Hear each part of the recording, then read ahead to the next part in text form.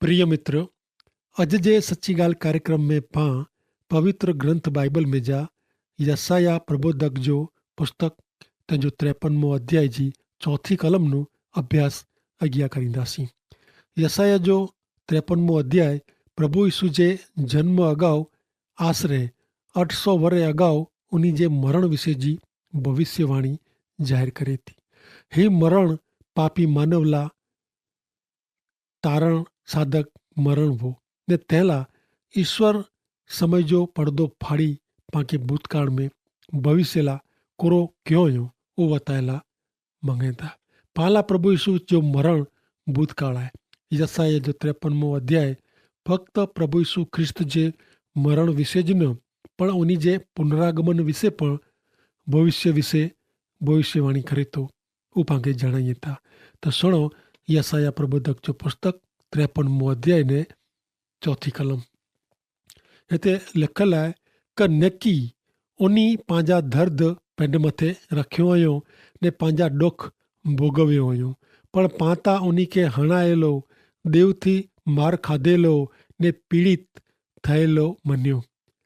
इनके हणायेलो देवनु मार खाधेल प्रबोधक पाके ही गाल त्रे वार जणाई रहा पा हिन विधान के भूली न वनो वो जणेला मंगे था। वो पंहिंजा दर्द मथे रखियो हुयो ने ईश्वर इन ते पा मीणी जे पाप जो भार रखियो हुयो पंहिंजे पाप जे कारणे वो वींदा आयो। मित्र ही मिड़े विधान अथवा तो गाल करो जाणाई थी। ईश्वर पिता पिंड हिकिड़े संपूर्ण माण्हू खे अहिड़ी रीते पीड़ा ॾेई रहिया आई कुलाए ने कंहिं तो होते जणे में आयो है पाला मूला ने आला कचराएली लुई से लथपथ हालत में प्रभु यीशु ख्रिस्त 6 कलाक 4 खिले जे आधारे क्रूस ते टिंगाई रहा ने खिलाता हाथ में ने पग में ठोके में आया हुआ। सवार जो 9 वगे नु करी बपोर जो 3 वगे सुधी आकाश ने पृथ्वी वच्चे ईश्वर जा पुत्र टिंगाई रहा हुआ। पहले 3 कलाक जे समय में उनीला घणे खराब हालत उनी जी करे में आई। असह्य शारीरिक मानसिक पीड़ा में उनी जो अपमान करे में आयो। उनी जा कपड़ा कढी वेझे में आया। उनी मथे सूटी जो मारे में आयो।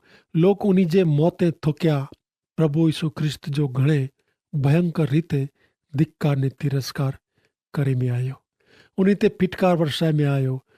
ते पोइ 12 थी 3 वगे जे ॿिया 3 कलाक में सॼे देश मथे अंधारो थी वियो। सौदो जेको प्रभु यीशु ईश्वर पुत्र जे विच में थिए वारो वो ही ॿिया 3 कलाक में थियो। मित्र ईश्वर पुत्र प्रभु यीशु ख्रिस्त मानवी जा पाप निवारण करींदल बलिदान बनी विया। ईश्वर पंहिंजो आत्मा के पाला बलिदान तरीके अर्पण कयो। अरे पाप वगर जा ईश्वर पुत्र के पापी ठहराए में आया। मित्र पाप कितरो भयंकर है, इन जी कीमत कितरी भारे है। जो आई पाप जो धिक्कार तिरस्कार करींदल ईश्वर के नरेला मंगो था त क्रूस सामे नहरियो। प्रभु यीशु ख्रिस्त जे वधस्तंभ जे दृश्य के याद करियो, इनके वांचियो, इन ते विचार करियो। ईश्वर पुत्र जेको कॾहिं पाप के जाने न अनुभवे न उ पिंड पाप रूप थियो। मानवी के बचाएला प्रभु यीशु ख्रिस्त जी अहिड़ी भयंकर हालत थी। परदेश जे हिकिड़े वॾे शहर में हिकिड़ो भाउ रेलवे जे पुल ते पंहिंजी फर्ज मथे कमु कईंदो हो। घणे अजायब उहो रेलवे ट्रेन अचे एतिरे नीचो करणु ने ट्रेन वञे पोइ पुल खे नीचो करणु उहो इन जो कमु हो। हिकिड़ो ॾींहुं उन जो 4 वरे जो पुत्र पंहिंजे पिता भेरो पुल नेरे लाइ वियो। पुल ऊचो नीचो थियो तेला इनके नवाई लगी। थोड़ी वार में छोकरो रांद में ने पिता पंहिंजे फर्ज में मशगूल थी विया। पुल ऊचो थी वियो हो। छोकरो पुल सामे नजीक में रांद करी रहियो हो। सामे 10 सीटी वजाईंदी गाड़ी अचींदी हुई। पिता के सपने में खबर न हुई का इनजो पुत्र उन पुल नीचे रमी रहियो है। जो हाणे ऊचो पुल के नीचो न करे तो हजारों माण्हू वॾी दधी में छणी ने मारिया वञे। उन निहारियो त उन जो छोकिरो पुल नीचे दॿाई वेंदो। हाणे त थोरी पल ज बाक़ी हुई। हिकिड़ी बाजू छोकिरो रड़ियूं करे थो, पप्पा आउं मरी वञा थो, मूंखे बचायो। ॿई बाजू लखे माण्हू जो विनाश थिए अहिड़ो हो। पिता जो नकी न करे त वॾो अकस्मात थिए अहिड़ो हो। उहो पंहिंजी अखियूं बंदि के, कन पण बंदि के ने पुल के बटन दॿाईने नीचे छणेला ॾिने। पुल नीचो थियो ने गाॾी सड़सड़ाहट हली हुई। पिता जी अखियूं पुल नीचे कचरायल पंहिंजे पुत्र मथे पई। उहो छिली रड़वन जे कन में हुई, पिता मूंखे बचायो। पण पिता पंहिंजी फर्ज के आधीन थई हज़ारनि जा जीव बचायो। मित्र, अहिड़ी ज रीते मुक्तिदाता प्रभु यीशु ख्रिस्त के ईश्वर पिता पापी मानवी जे बचाव लाइ पिंडनो अलॻि कयो। मित्र, प्रभु यीशु ख्रिस्त जो रक्त अॼु पण पापी माण्हू के जीवनदान शाश्वत जीवन ॾिए थो। सच्चाई प्रभु यीशु ख्रिस्त पंहिंजा दर्द पिंड मथे रखियो हुयो अने पंहिंजा ॾुख भोगवियो हुयो। पण पाता उन खे हणायलो, ईश्वरનું मार खाधेलो ने पीड़ित થયેલો મન્યો। જ્યાં સુધી ઉન કે पंहिंजे पाप जे कारणे मराયેલા, ઈશ્વરનું શિક્ષા પામેલા સ્વીકાર્યું નહોતા, ત્યાં સુધી પાકે कीअं લાભ थिए नथो।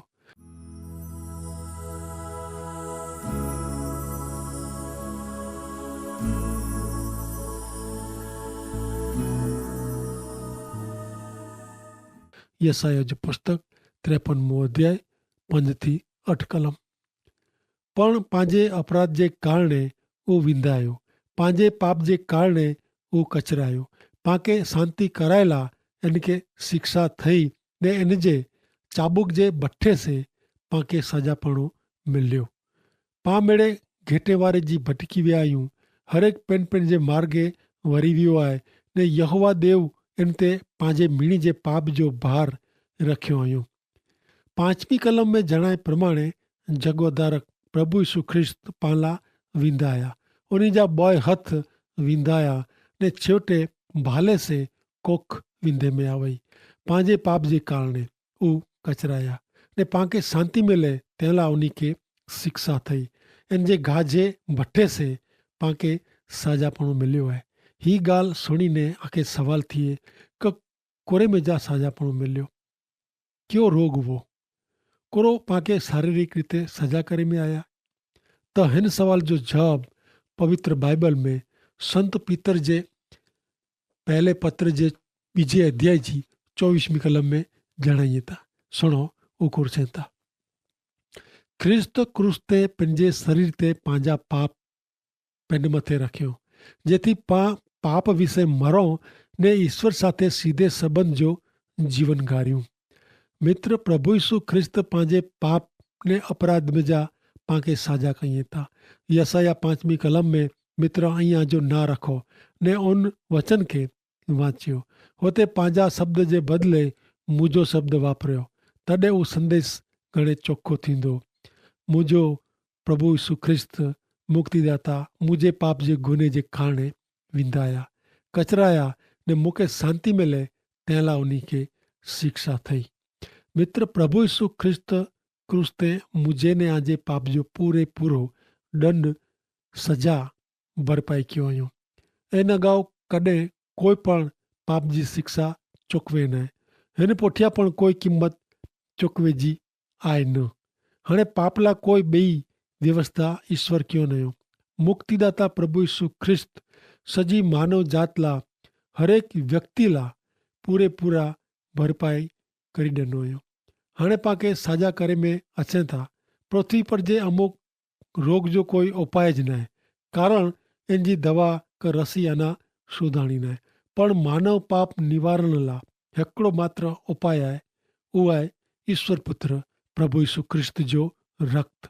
पहलो योहान तंहिंजो 1 अध्याय ने तेजी 7वीं कलम में जणाइए था क जी उहो प्रकाश में आहे ती पां प्रकाश में जीवो त पाके हिकिड़े ॿिए साथे संबंध में आहियूं ने उन्हीं जे पुत्र यीशु जो लुई पाके मिड़े पाप नू शुद्ध करे थो।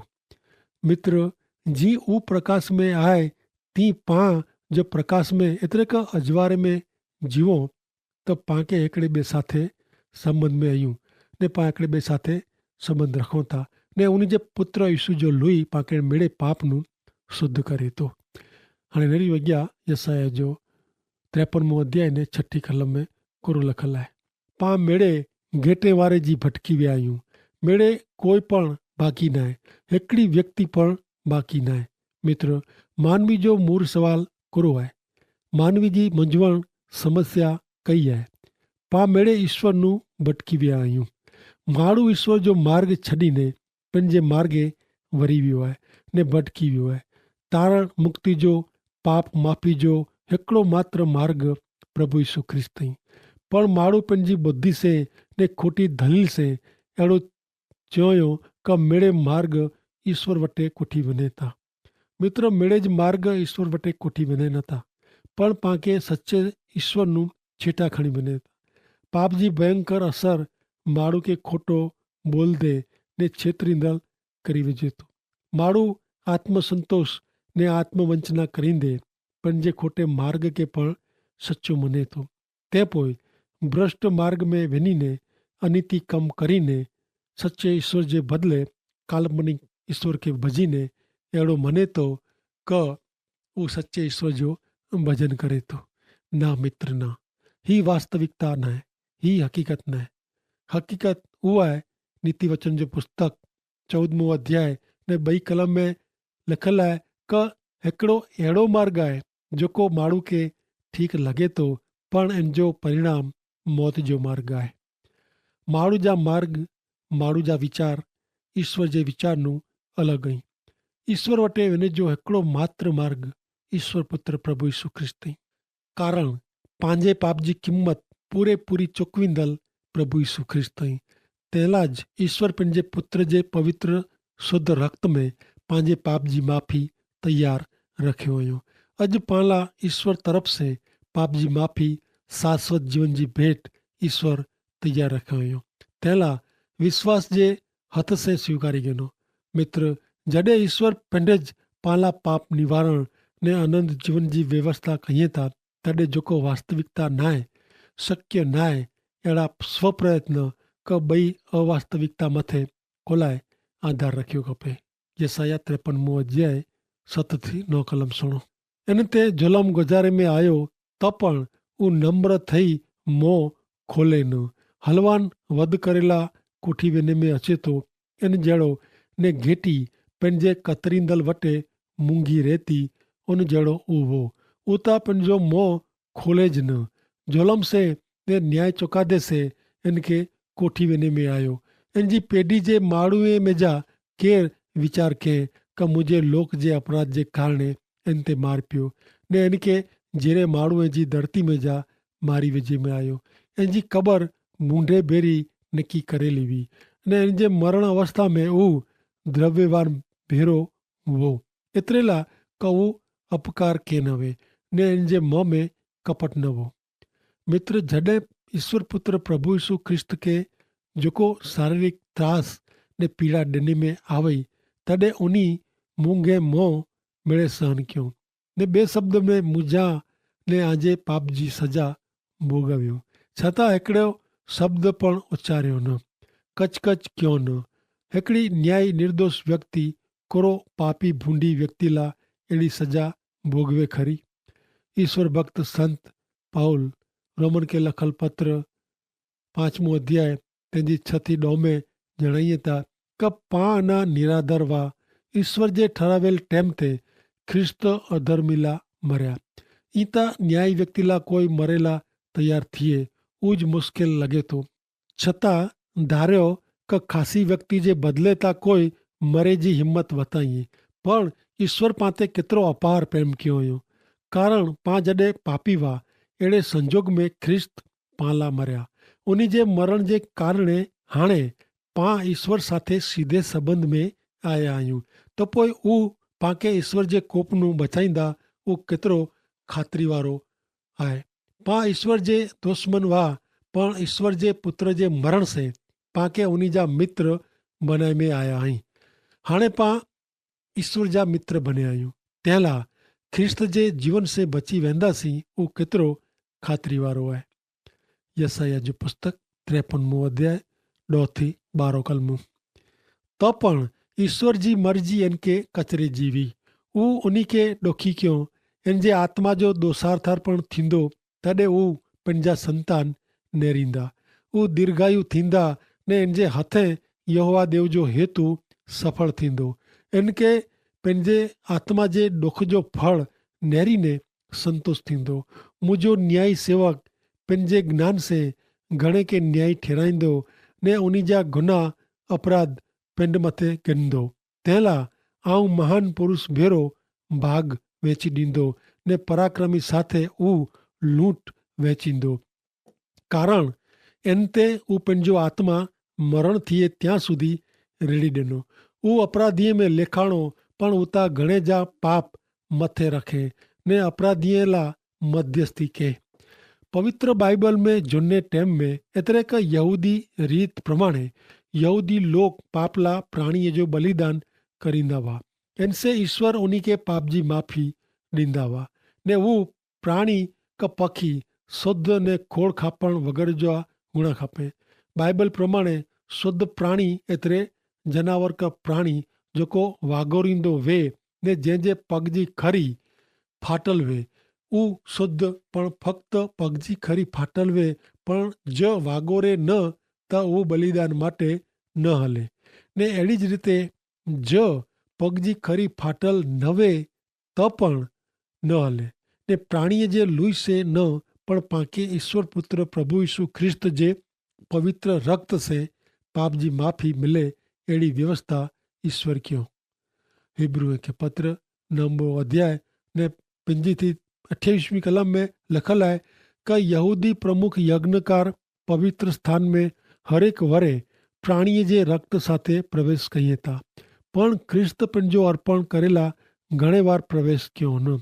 कारण जो इन प्रमाणे वो तो सृष्टि जे सर्जन से ज घणे वार उन्हीं के डोक सहन करणो पियो हो। इन जे बदले जॾहिं हरेक टेम जो अंत नजीक आयो है तॾहिं पंहिंजे बलिदान से पाप पर्या करेला वो हमेशा फक्त हिकिया रज प्रवेश क्यों। हरेक व्यक्ति के हिकियार मरणो पै तो ने ते पोइ ईश्वर से इन जो न्याय थिए तो। इन ज प्रमाणे घणे जा पाप पर्या करेला ख्रिस्त जो रक्त हिकिया रज अर्पण करे में आयो। वो बयार पाप जे विषय में न पण जेको उन्हीं जी वाट नेरीए था उन्हीं जो उद्धार करेला प्रगट थींदा। भले हाणे पां अॻियां नेरियूं यसाया प्रबोधक जो पुस्तक 53 अध्याय ने 11वीं कलम। मुझो न्यायी सेवक पंहिंजे ज्ञान से घणे के न्यायी ठहिराईंदो एतिरे जेको प्रभु यीशु ख्रिस्त जे बलिदान जे विश्वास करीने उन्हीं के पंहिंजा उद्धारकर्ता तरीके मान्य रखंदा ऊ मेड़े हरेक व्यक्ति मुक्ति मेळवींदी उद्धार थींदो। मित्र मुझो जीवन परिवर्तन उद्धार ईश्वर साथे जो मिलाप प्रभु यीशु ख्रिस्त पर जे विश्वास से थियो है। आऊं सत्कर्म करी पंहिंजे प्रयत्न से उद्धार पाप जी माफ़ी ने खासो जीवन मेळव्यो न।